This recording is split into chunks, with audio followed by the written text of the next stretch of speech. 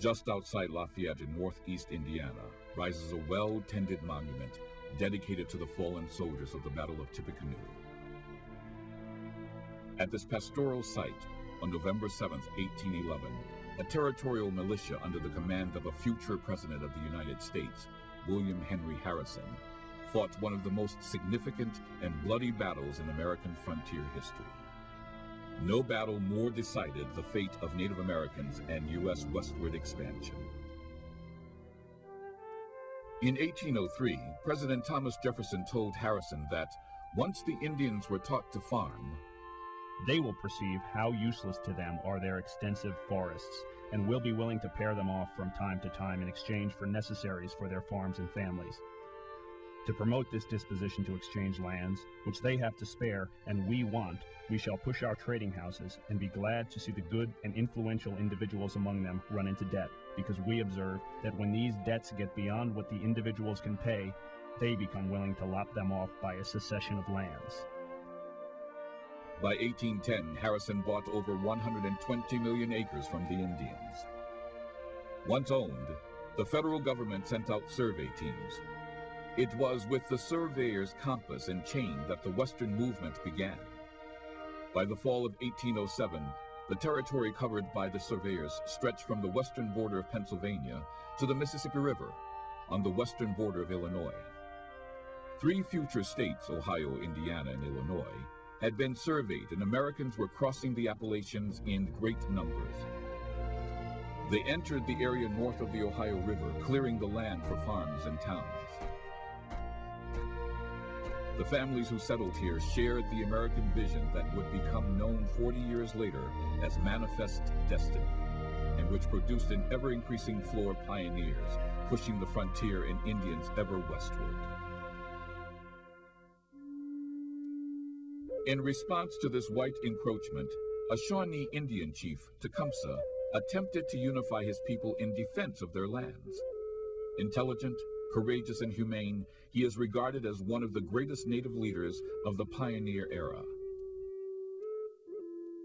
In 1806, Tecumseh's brother, called the Prophet, began preaching rejection of white civilization. The brothers founded a community, Prophetstown, at the confluence of the Wabash and Tippecanoe rivers. Tecumseh, infuriated by the land secessions brought about by Harrison's maneuvering of the Indians, organized a confederacy of 12 tribes.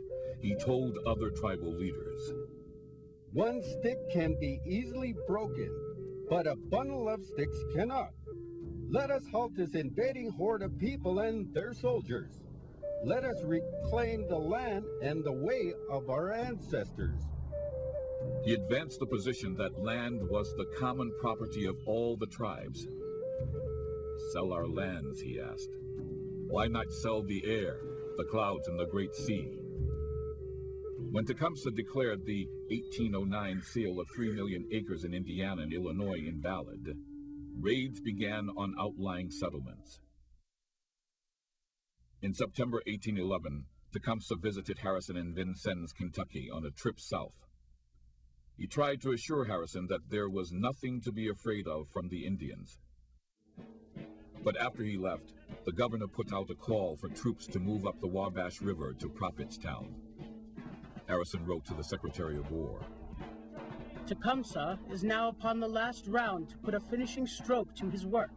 I hope, however, before his return that a part of the work he considered complete will be demolished, and even its foundation be rooted up." On September 26, 1811, Harrison began his march north with a militia of 1,200 men made up of Army regulars and volunteers from the Indiana Territory and Kentucky. 42 days later, they reached an encampment 1/2 mile west of Prophetstown. On the morning of November 7th, the Prophet began a walk to the top of a formation later known as Prophet's Rock. The night before was Tecumseh gone. He had taken charge of the Indians living in the city. He ordered the warriors to sneak up on the militia camp and kill Harrison and his officers. He told them that, leaderless, the militia would scatter. As the plan began to unfold, the Indian surprise attack was uncovered.